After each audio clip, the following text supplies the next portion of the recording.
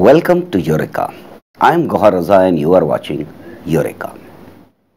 Think of a girl who lived with a family in Lahore in pre-partition India. This girl had extraordinary ability to do mathematics and was interested in science. Partition happened, the family migrated to India. Everything was disturbed. The entire country was disturbed and the family was disturbed. But yet, this girl had a determination to do science and mathematics. And she excelled in areas which are even today considered extremely difficult to work on. Welcome, Dr. Bimla Buti, to Eureka. Let's go back to Lahore. Do you have memories of Lahore? Somewhat.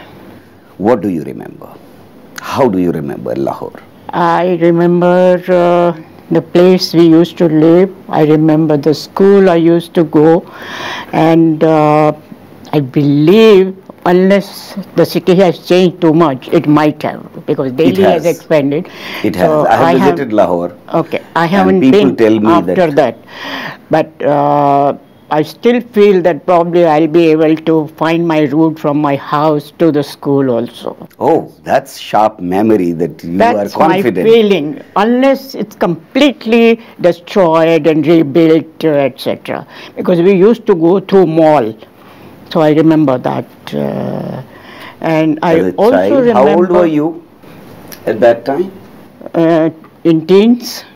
In teens. So, I am told one of my nephews had visited Lahore, I think 2 years back, 3 years back, and he was very particular to visit the area where he used to live. So he was saying that now that has become a very sort of sought after area, especially for the food. Right, it is. So apparently it has changed a lot. You get best food in Lahore, and Karachi is also famous for food. Your father was also your role model. Would you like to tell us about the family? Absolutely, absolutely. You see, I wasn't fortunate enough to have my mother when I was growing up.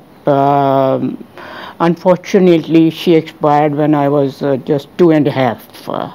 So it's my father who brought us up, and since he was a professional person, at home we had to get used to everything being done by the servants, but you get used to those things. But those were the days when you had servants, exactly, and my father was very particular, and that everything should be done in a proper way. When he comes back from work, he would check with the children, okay, what did you do in the school? And have you finished your homework, etc. So very disciplined life. Were you scared of your father? No, not at all. That's what I was going to say. That he was never harsh. When you came to Delhi, there must have been complete disruption. How did you decide that you will continue your education in those difficult days? No, there was no question of deciding. Since we were brought up in that atmosphere, so our first priority was to find a school and the children should get admitted straight away, no matter what school.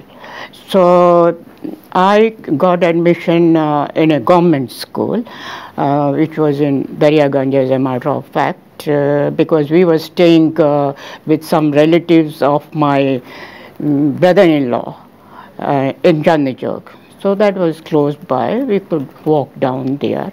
But unfortunately that school had no science whatsoever. Absolutely. So how did you continue science? So that means in my school, up to my high school, no science. I had plain Hindi, Sanskrit, but mathematics, of course. Mathematics was there. Yeah. And Have you visited that school fortunately, ever? my teacher, who was teaching us mathematics, she was really good, really good. And you were always good in mathematics, so the synergy was created. No bragging, but that's true.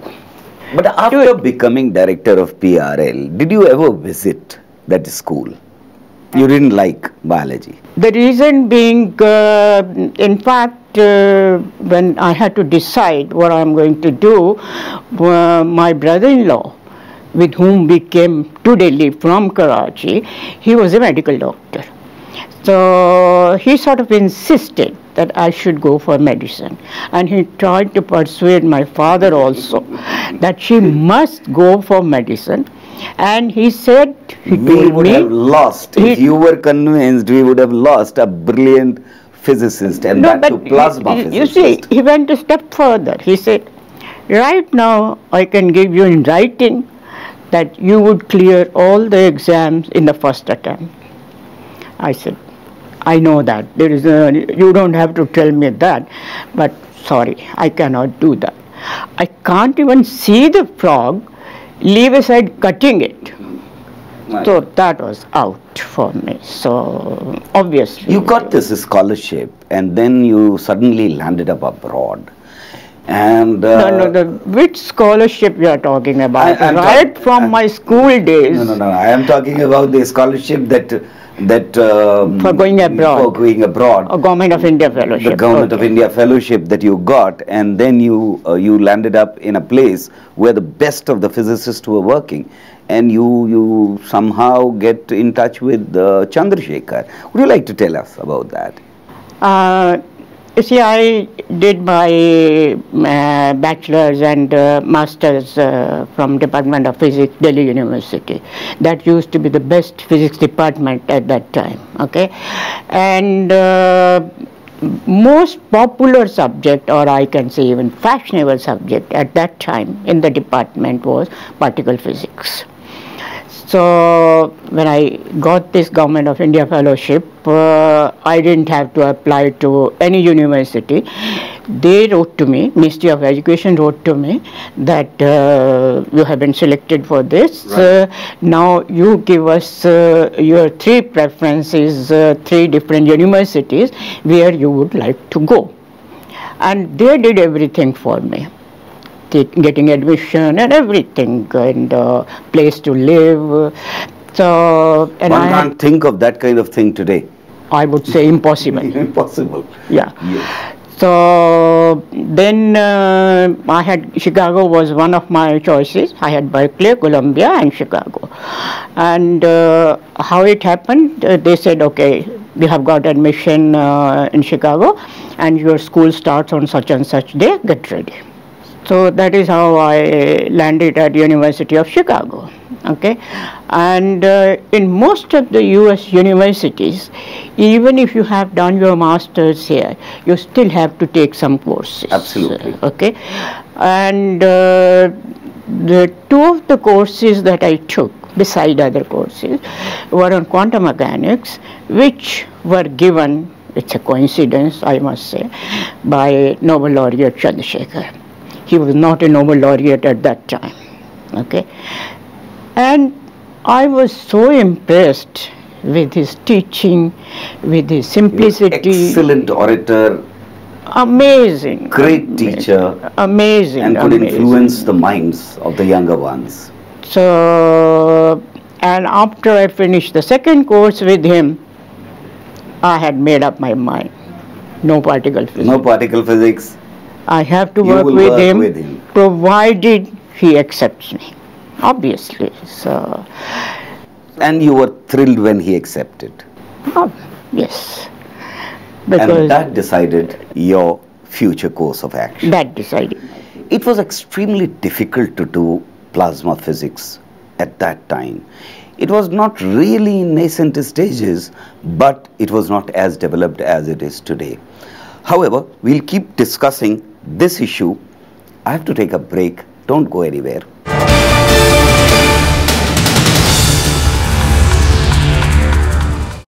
Welcome back to Eureka.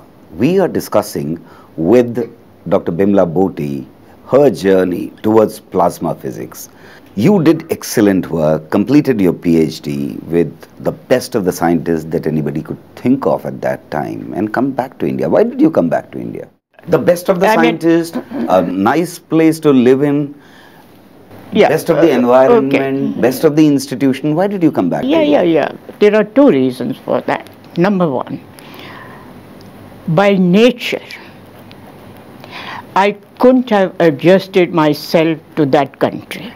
I was ready to stay even years together, but the fact that I have to settle down, I somehow could not. And you come That's back my to nature. India. Number two, why I came back right away, because remember, I had gone on Government of India fellowship, and my father had to give a bond that I would come back to India. Okay. Strange enough, I come back. I wanted to come back anyway. I came back, and after 2 days, I took those papers from my father, went to Ministry of Education. I said, here I am. You please relieve him of the bond. Amazingly, right then and there, they cleared it. It was efficient system. Amazing. I could never imagine that. But at the same time, I would have thought that probably it was stupid on their part. Next day I could have taken a flight and gone back. But you didn't do that. Yeah, that's a different thing. Yeah. But So if somebody had come just to get rid of that bond, could have gone back. But they depended on your honesty. And it's the honesty of so many scientists. How would they know? Anyway, so I mean, it's my nature. But then I mean, I used to visit that country very often, very often. No, I would like you to narrate the story that when you were called by Indira Gandhi, suddenly, and everybody around you were fascinated that you have received a call from Prime Minister's office. At that time, I had gone back to US for doing my postdoc, and that was at NASA, Goddard Space Flight Center, which is in Greenbelt near Washington, D.C. Okay, I was there a little over 2 years. Then I came back. I had joined IIT Delhi at that time. Okay, and I, being a student of Chandra, you excuse me if I call him Chandra, because that is how we used to address him, all the students. Everybody called him Chandra. Yeah. So one day, probably I was not in my office, I don't know where I was at that time, I could be anywhere. So, and the next day I go straight away, I start getting calls from the director's office. And I don't know what has happened. They said, please come down. Go there. And they said that there was a call for you from Prime Minister's office. I said, why? What for? You must have been taken aback. Obviously. Then they said, that we don't know, but you have to call them.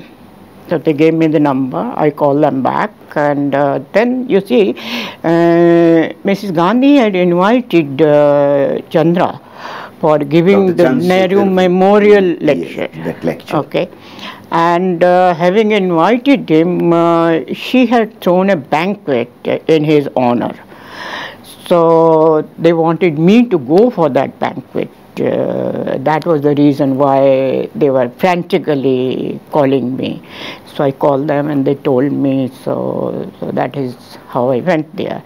But I must tell you that I was really impressed with Mrs. Gandhi for the simple reason that she personally came and interacted with each one of us. You good memories of that event, which ultimately decided your interaction with Dr. Sarabhai, if I remember correctly. And that is how you landed up. That was really an incident, because I didn't know Sarabhai before that. That was the first time I ever met him.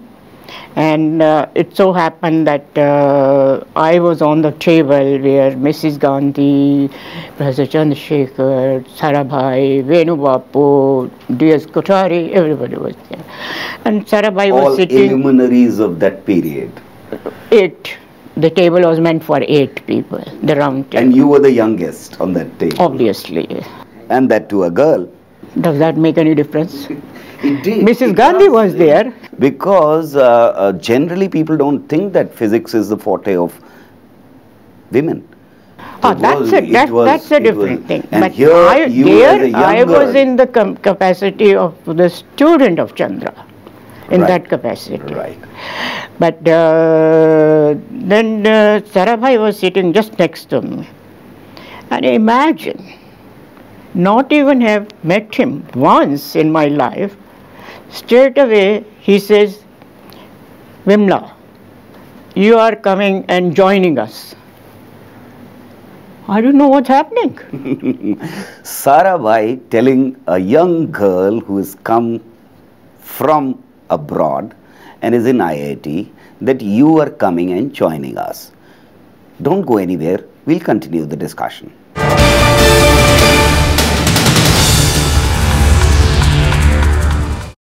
Welcome back to Eureka. Dr. Bimla Buti, here is the first rate scientist who gave birth to space science in India, talking to you and telling you that you are coming to PRL. How did you feel? Yes, when Professor Sarabhai asked me for that, I straight away didn't accept that part, but I said I would certainly visit PRL and interact with the faculty and also give some lectures.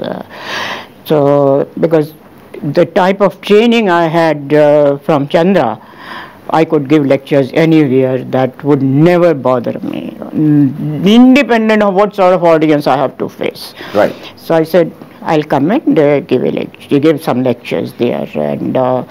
And he said, but whenever you come, make sure that you are there over the weekend, because over weekdays, Vikram Sarabhai used to be at Bombay. Right.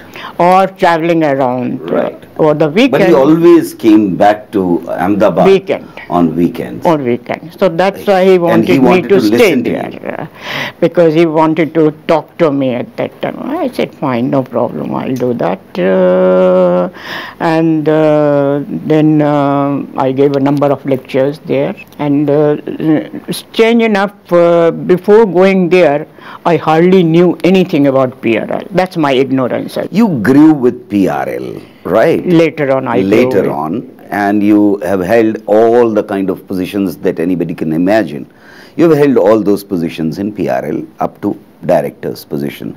But let me take you back to something very different. But not only that, humanity, in fact, I started the group there. Right. Humanity has asked this question repeatedly, that what surrounds us? What is it made of? And then somebody gave an answer that there are 5 elements, which was an incorrect answer now, but at that time probably was correct answer. Then there were 3 states of matter that were defined. One was gas, the other one was solid, and solid, liquid, gas. Yes. And here, these are scientists like you who make life complicated and say there is another one which is plasma. How do you reconcile? Why is it that you have to have a 4th state plasma?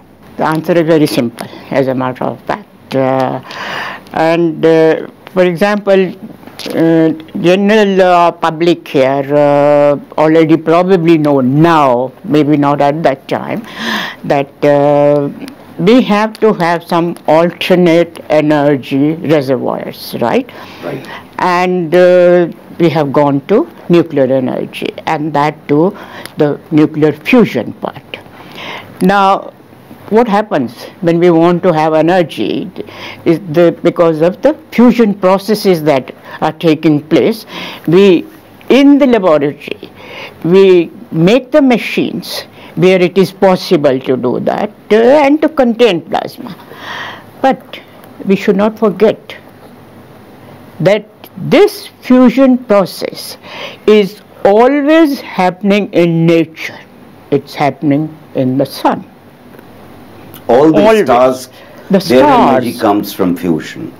It is the nuclear fusion which powers the lifetime of a star, any star.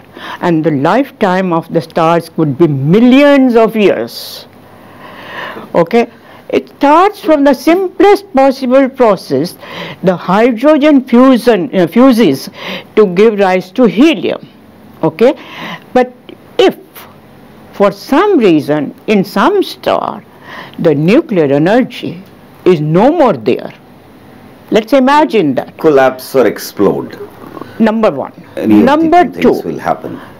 But nuclear energy is not there, the fusion energy is not there, but there is a possibility that we still have some thermal energy in the stars. Correct. And if the thermal energy is sufficient enough, then the helium which is produced because of the fusion of hydrogen again fuses to give rise to carbon and oxygen.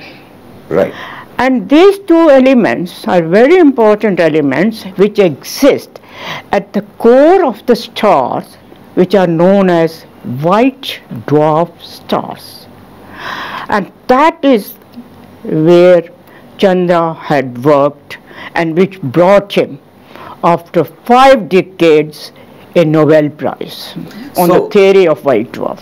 For our viewers, let me clarify that you have 3 states which are normal states around us of matter.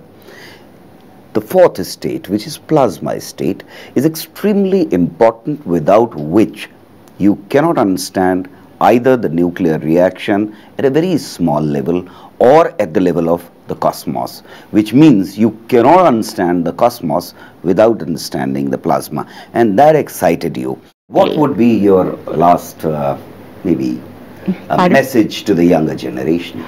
Oh, I would say whether the girls or the boys, they should never get the feeling that physics or mathematics is difficult. As I said few minutes back, nothing is difficult. Once you decide, have enough of patience. Don't think that you start on a problem and in another 1 day or 2 days you should have result. Never, never. Have patience, do it. You will have to work hard, but I bet you would succeed. So I would suggest that all the boys and the girls, especially the girls, go ahead and do it. Thank you very much. Thank you very much. Dr. Bimla Buti. You have to have patience to do science, determination to excel. That is what the message Dr. Bimla Buti has just now given to the younger generation. If you have any question or comment, Dr. Bimla Buti would be happy to answer that. Good. Write to us on eurekarstv@gmail.com. We'll pass on your message to Dr. Bimla Buti. Thank you for now. We'll be coming back with another personality who has excelled in science next week. Goodbye.